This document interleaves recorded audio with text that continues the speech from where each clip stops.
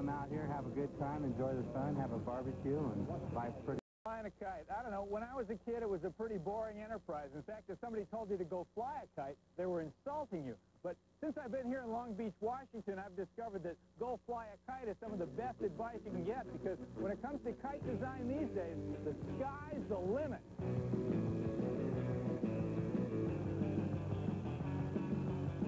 Welcome to the 15th annual Washington State International Kite Festival. Long Beach, Washington is to kite enthusiasts what the Tour de France is to bicyclists. Steady winds and the world's longest beach combine to make Long Beach an irresistible venue for kite flyers all over the world. No mystery. We all come out here, have a good time, enjoy the sun, have a barbecue, and life's pretty good. It's fun, and it's just a way to relax. Kite flying does have its thrill seekers, though. These adrenaline junkies fly the two-handled stunt kite, swept-wing hybrid kites able to soar, swoop, and stall in choreographed unison. But take a look at those three kites. They're being flown by just one guy, the Chuck Yeager of stunt kite flying, Ray Bethel.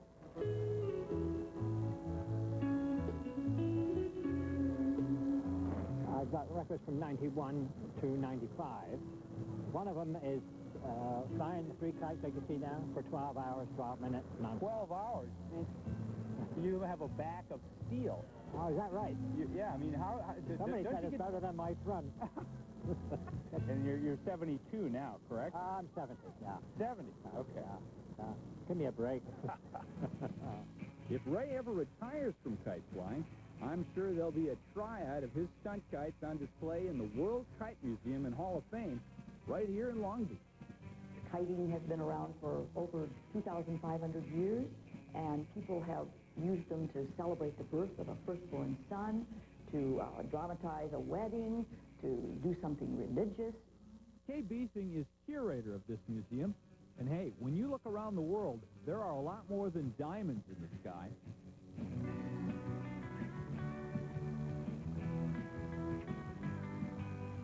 These plain white kites are from Thailand. Well, as you can see, there is this big kite, which is the male kite, and then there are these two smaller ones, which are the females. And 3 or 4 female kites fight one male kite. So if you think kite flying is for wimps, think again. Okay, this is how I remember kite flying, just a cheap paper job, you know, with a couple of pieces of probably balsa wood on the back, and that was about the end of it. But now these are, of course, quite rare. They certainly are. Sometimes people find them in, 4 or 5 of them still in their original packages. And that's very valuable. These kites are from the 40s and the 50s.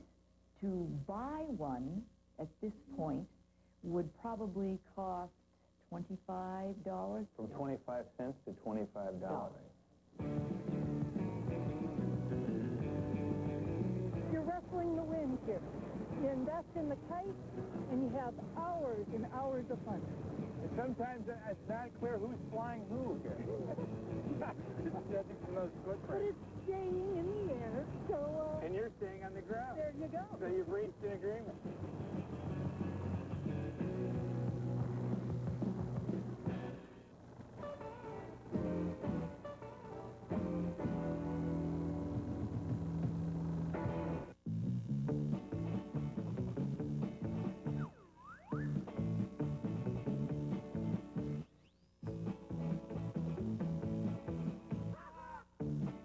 In 1200 BC, but not for fun.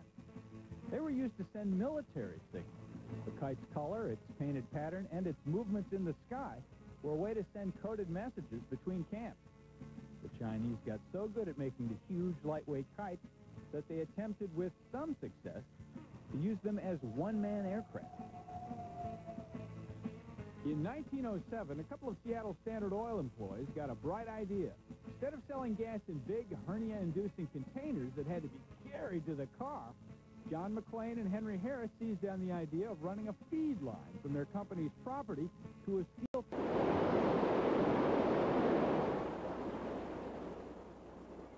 Long Beach, Washington, where people like to be told, go fly a kite. Every year, an international kite festival. It is only logical Long Beach is home to the World Kite Museum and Hall of Fame. We have over 600 Japanese and Chinese kites. A collection of kites that draws the praise of a Canadian evaluator. He feels that our Japanese kite collection is the most definitive one outside of Japan. Kay Busing, museum director. The cultural differences in these are so amazing.